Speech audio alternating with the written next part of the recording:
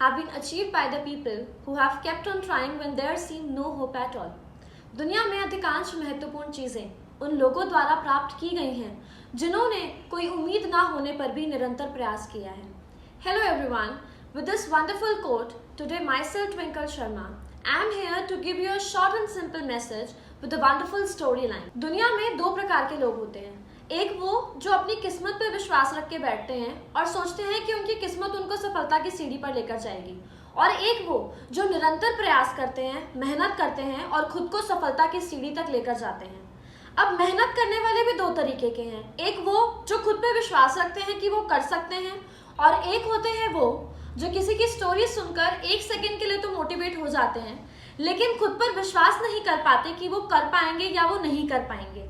इसी का एक छोटा सा उदाहरण मैं आप सबके सामने प्रस्तुत करना चाहती हूँ. एक बार एक किसान था. किसान को बहुत फाइनेंशियल प्रॉब्लम्स थी. वो बहुत मेहनत करता, लेकिन तब भी वो अपनी फाइनेंशियल प्रॉब्लम से उभर नहीं पा रहा था. गांव के लोग उसकी मेहनत को देखते और ये भी देखते कि उसको उस हिसाब से रिजल्ट्स नहीं मिल रहे. एक दिन किसान का दोस्त किसान के पास आया और उसको कहता है कि यार, तेरी इतनी फाइनेंशियल प्रॉब्लम है, तू अपने लिए कुछ करता क्यों नहीं है, इसके लिए कुछ इलाज क्यों नहीं ढूंढता.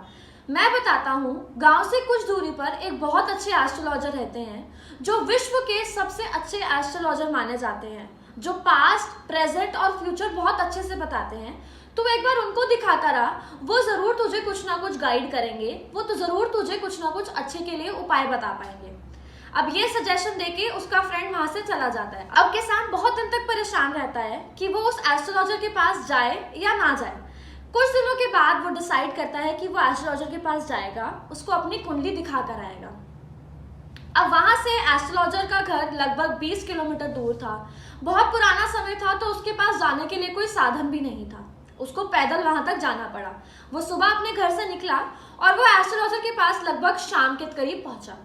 एस्ट्रोलॉजर के पास जब वो बैठा, उसने अपनी कुंडली दिखाई, तो एस्ट्रोलॉजर कुंडली देखकर बहुत हैरान हो गए, बहुत परेशान हो गए कि वो कैसे उस तक ये बात पहुंचाए. परेशान वो इसलिए हुए क्योंकि जब उन्होंने कुंडली देखी तो उन्होंने देखा कि आज किसान का अंतिम दिन है, मतलब आज किसान का मरना तय था. अब एस्ट्रोलॉजर परेशान इसलिए हुए क्योंकि किसान पहले ही अपने हालातों से बहुत परेशान था. उसके ऊपर से अगर वो उसको ये बताएंगे कि आज उसका मरने का दिन है, तो वो बेचारा और ज्यादा निराश हो जाएगा. तो एस्ट्रोलॉजर ने बात को संभालते हुए उन्हें कहा कि तुम्हारा भविष्य बहुत अच्छा है, तुम बहुत अच्छा आगे ग्रो करोगे, लेकिन मैं तुम्हें आज नहीं बताऊंगा, मैं तुम्हें कल बताऊंगा, तुम मेरे पास कल आना. अब ये सुनने के बाद किसान बेचारा परेशान. उसने बोला, पंडित जी, मैं 20 किलोमीटर दूर चलकर आया हूँ, मेरे लिए संभव नहीं है कि मैं अपने गाँव जाऊँ और मैं कल फिर वापस आऊँ. आप प्लीज मुझे आज ही बता दें. अब पंडित जी उसको कहते हैं कि अपने गांव जाने की कोई जरूरत नहीं है, आप इसी गांव में कहीं आसपास ठहर जाएं और कल सुबह मेरे पास आएं, मैं कल आपको बताऊंगा, आपकी कुंडली तो बहुत अच्छा बता रही है. अब किसान बेचारा एस्ट्रोलॉजर के यहाँ से निकल जाता है. जब वो रास्ते में जा रहे होते हैं तो देखते हैं मौसम जो है वो थोड़ा खराब होने लगता है. हल्की हवाएं शुरू होती हैं. हवाएं होते होते तेज होने लगती हैं. आंधी के आसार बनते हैं, तूफान आता है, तेज बारिश. अब उनको समझ नहीं आता वो कहाँ ठहरे. थोड़ा सा आगे बढ़ते हैं तो उनको एक शिव जी का प्राचीन मंदिर दिखता है. वो सोचते हैं कि इससे बेहतर जगह उनको रात बिताने के लिए नहीं मिल सकती. वो मंदिर में जाते हैं, मंदिर में बैठते हैं. अब वो अकेले बैठे होते हैं, रात का समय होता है, मौसम बहुत ही खराब होता है, खूब तेज हवाएं चल रही हैं, बारिश बहुत तेज है, बिजली बहुत कड़क रही है.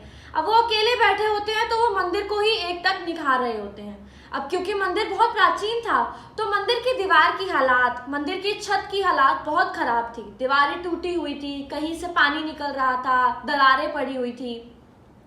वो सोच रहे थे कि एस्ट्रोलॉजर ने उनको बोला है कि उनका फ्यूचर बहुत अच्छा होने वाला है. जब उनके पास ढेर सारा पैसा आएगा तो वो इस मंदिर पे पैसा लगवा के, मंदिर की मरम्मत करा के इसको फिर से नया बनाएंगे. अब बैठे होते हैं, सोच रहे होते हैं, फिर उनकी नजर जाती है शिव जी की मूर्ति पर. शिव जी की मूर्ति को बहुत देर तक वो एकटक निहारते रहते हैं, देखते रहते हैं. उनके सर्प को देखते हैं, उनके जो चोटी से गंगा बह रही होती है उनको देखते हैं. सबको वो एकटक घूरते रहते हैं. अब जब वो शिव जी को देख रहे होते हैं तो उनको थोड़ी देर बाद एहसास होता है कि जो शिव जी के गले में सांप है वो उनको हिलता हुआ लगता है. उनको लगता है कि मेरा वहम भी हो सकता है, क्योंकि जब हम किसी चीज को एक तक देख रहे होते हैं तो हमें ऐसा लगता है कि वो चीज हिलने लगी है. अब वो अपना वहम समझ के शिव जी को ही निहारते रहते हैं। धीरे धीरे वो सर्प उनके गर्दन से होता हुआ उनके पैरों पे आता हुआ नीचे को उतरता उनको फील होता है। किसान देखता रहता है, हैरान रहता है कि उसको ये ऐसा क्यों दिख रहा है। धीरे धीरे सर्प किसान की तरफ बढ़ने लगता है। अब किसान को डर लगता है कि वो उसे काट ना जाए। उसको विश्वास तो था कि वो शिव जी का सांप है, वो उसको नहीं काटेगा, लेकिन उसको एक डर था कि वो सर्प है, कहीं वो काट ना जाए। जैसे जैसे सांप उसकी तरफ भागते हैं तो किसान उठकर अपनी जगह से भागने लगते हैं, खुद को बचाने के लिए, खुद की जान बचाने के लिए। अब सर्प पीछे पीछे और किसान आगे आगे। इसी चक्कर में किसान जो है वो मंदिर से बाहर निकल जाता है। जैसे ही वो मंदिर से बाहर निकलते हैं तो जिस दीवार के सहारे वो बैठे होते हैं वो दीवार गिर जाती है, क्योंकि मंदिर पुराना था और तूफान बहुत तेज आ रहा था। तो वो दीवार, जिस दीवार के सहारे वो बैठे होते हैं, वो दीवार गिर जाती है। अब जैसे ही किसान देखता है तो वो खुश होता है कि वो बच गया, कि वो दीवार उसी दीवार के सहारे बैठा था। पर जब वो सर्प की तरफ देखता है तो वो सर्प वहां नहीं था, वो सर्प कहीं जा चुका था। अब जब वो ढूंढता है सर्प को तो वो देखता है शिव जी के गले में ही वो सर्प था। अब जब वो वापस मंदिर आता है, शिव जी का धन्यवाद करता है कि उन्होंने उसकी जान बचाई, और फिर वो मंदिर में बैठ जाता है और भगवान को निहारता रहता है, पूजा करता है। अगले दिन सुबह हुई, अब वो गया ज्योतिषी के पास।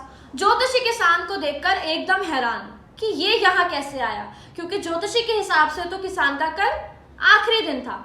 अब किसान ज्योतिषी के पास बैठता है और ज्योतिषी बहुत सोच में कि ये बच कैसे गया, ये मेरे सामने कैसे बैठा है। तो वो किसान से पूछता है कि मुझे एक बात बताओ, कल आपके साथ साथ हुआ क्या। अब किसान उनको पूरी कहानी बताते हैं कि कैसे तूफान आया, कैसे वो मंदिर में जाके बैठे, कैसे सर्प ने उनको दीवार गिरने से बचाया और कैसे उनकी जान बची। तो ज्योतिषी उनको बहुत अच्छी बात बोलते हैं कि जिसकी सोच इतनी अच्छी है, जिसका रखवाला खुद भगवान है, उसकी कुंडली उसका कुछ नहीं बिगाड़ सकती। ऐसे ही दोस्तों हम लोगों के साथ होता है। अगर हमारा गोल डिसाइडेड है हमें क्या करना है, अगर हमें खुद पे विश्वास है कि हम उसको अचीव कर सकते हैं, और अगर हम उसके लिए निरंतर हार्डवर्क कर रहे हैं, हम कॉन्टिन्यूसली उसके लिए मेहनत कर रहे हैं, तो हमें सक्सेसफुल होने से कोई नहीं रोक सकता। एक बहुत कॉमन स्टेटमेंट हम सब एक दूसरे को कहते हुए सुनते हैं, यार तेरी किस्मत बड़ी अच्छी है, तूने तो बड़ी आसानी से पा लिया। हम किसी भी सक्सेसफुल पर्सन की सक्सेस तो देख लेते हैं, लेकिन क्या हम उसके पीछे का हार्डवर्क देखते हैं? एक बहुत फेमस स्विमर है मार्कस स्पिट्ज के नाम से, जिन्होंने 1968 से लेकर 1972 तक आई थिंक स्विमिंग की प्रैक्टिस करी, और स्विमिंग में उन्होंने वर्ल्ड रिकॉर्ड बनाया।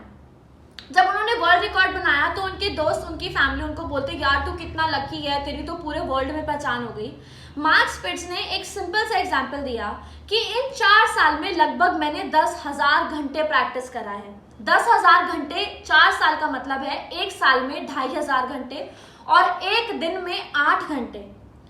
दोस्तों हम 1 या 2 घंटे भी अगर पानी में रहते हैं तो हमारी जो स्किन होती है वो फूलने लगती है, गिलगिली होने लगती है। मार्कस स्पिट्ज ने सिर्फ इतनी सी बात बोली, क्या 8 घंटे पानी में रहना लकी हो सकता है?